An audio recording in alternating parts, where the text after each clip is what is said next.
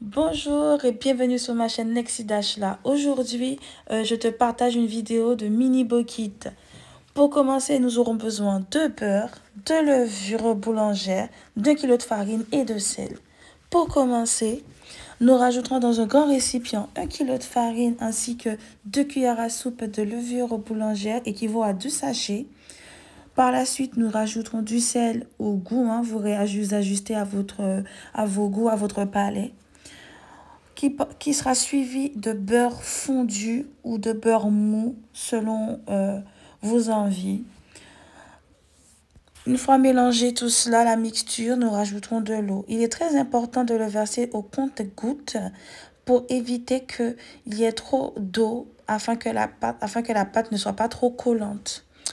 Par la suite, nous obtiendrons ce résultat. Une fois après l'avoir pétri, nous allons laisser poser dans un film, sous un film hors de la lumière. 2 heures est passée, la pâte a gonflé. Donc là, nous procédons au dégazement de la pâte, qui est très important. Il faut la dégazer, de nouveau la pétrir, la placer dans la farine pour pétrir. Et par la suite, bien évidemment, pour en faire des petites boules.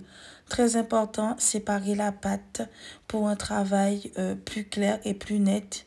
Comme je disais préalablement, j'ai opté pour des mini bokits et non pas pour des bokits standards.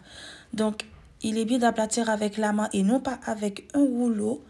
Ça sera beaucoup plus simple pour la chimie, pour que ça gonfle plus facilement. Suite à cela, nous mettons l'huile à chauffer. Et à ce moment-là, nous lâchons du coup le bokit, du moins la pâte, dans l'huile. Très important, petite astuce, c'est de jouer avec la pâte. De jouer avec pour permettre justement à l'huile au gonflement. Pour l'aider justement à créer cette alchimie pour justement qu'elle gonfle cette pâte. Bien évidemment, vous pourrez la garnir de ce que vous souhaitez. C'est-à-dire, moi, j'ai opté pour de la viande hachée. Vous pourrez utiliser également du poulet, comme du jambon, comme du fromage. Chacun ses goûts. Dans tous les cas, vous penserez bien évidemment à la retirer et la mettre sur du papier absorbant afin de retirer l'excès d'huile.